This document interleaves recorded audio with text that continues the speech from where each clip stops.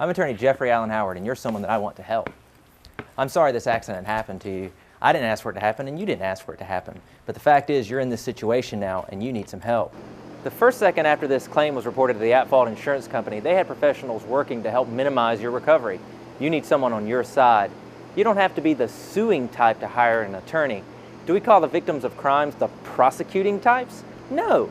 Remember, you are the victim of someone else's negligence, and they have people working to exploit the rules of our justice system in their favor.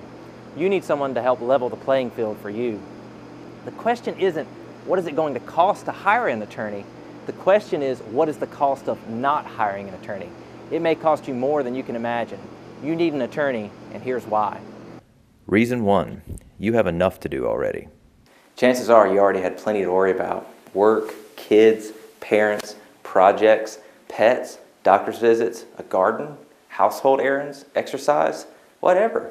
Why would you ask for another problem? If this accident happened to you, you're probably seriously injured. If this accident happened to a family member, you're probably distraught with emotion. Given all of your concerns and difficulties, are you going to have time to deal with the complexities of your case on your own? What if you have to litigate it? Are you going to have time to go to law school? So how are you going to deal with the healing process while trying to learn how to be a personal injury lawyer at the same time? Having an attorney to handle the complexities of your insurance claim and potential litigation will help you deal with what's most important, which is you getting back to normal. Reason 2, the insurance company is not on your side, and they have people working against you. The insurance company may be nice at first, but sooner or later, things are going to change. Mark my words. You're seeing pictures now of the many gigantic sports arenas owned or licensed by insurance companies. How do you think they afford to pay for these? They find ways to not pay you. That's how. Look at all the wacky commercials, the branding, the advertising, all these things that the insurance companies spend money on. They have billions of dollars, and they want to keep that money, not give it away to you. I can't tell you how many clients I've had say to me they felt like they were in good hands with the insurance company, but then something snapped. Remember, the insurance company for the at-fault driver who caused your accident wants you to get as little compensation as possible from them for the harm done to you. Their investigators are trying to find ways to make it look like the accident was your fault, so they won't have to pay you. Remember, when you talk to the insurance company, anything you say can and will be used against you. Publicly held insurance companies have one duty above all others, and that is to make their shareholders money. Reason 3, you don't practice personal injury law for a living, but I do. Whatever it is you do for a living, I wouldn't be very good at it on the first try. Do you think I have any business doing the work you've tried to perfect for years? The reverse is also true. How can you hope to be a good personal injury attorney without the right training and experience? So what is your first try at being a personal injury attorney going to be like? I'm sure you're a very intelligent and competent person, but are you ready to be a personal injury lawyer?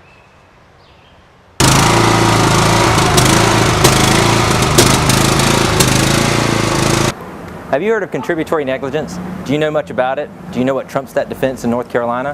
What about the collateral source rule, billed versus paid legislation, state employees' health plan, ERISA, Medicaid, Medicare liens? If this accident resulted in the death of a loved one, do you understand how an estate will need to be opened for the decedent? How to do that and who qualifies to open it? If you aren't expertly familiar with these issues, how can you hope to beat the seasoned professionals working for the insurance company? I am, and I can. Handling your own claim is dangerous, and you can do far more harm than you might think without the proper training and understanding of the law. Reason 4, handling your own claim can waste your time and lose you money. There are two assets that people generally value most: time and money. How much time do you have now that you're working on getting better? Are you planning on having lots of free time these days? Probably not. As we discussed earlier, your time is limited due to the other responsibilities you have. In most cases, a personal injury attorney can take on your case on a contingency fee. I don't get paid unless you get paid. In 1995, Allstate produced a training manual for its claim adjusters. This document stressed the importance of convincing claimants to represent themselves and not retain an attorney.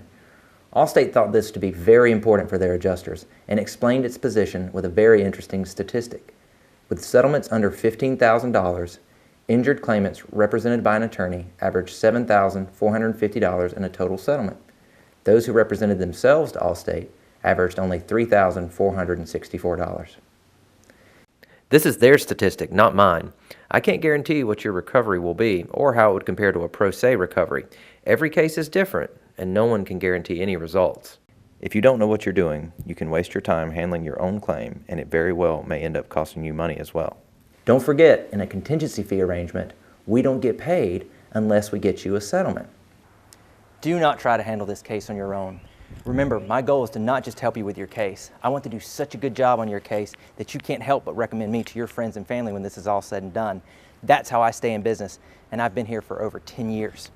If you want to save time and money and work with an attorney who cares about how your case works out and what you think about him after the case is over, call me now at 919-929-2992 or 888-929-5241. There are so many reasons to call and no good reason not to. Thank you for your time, and I look forward to hearing from you soon.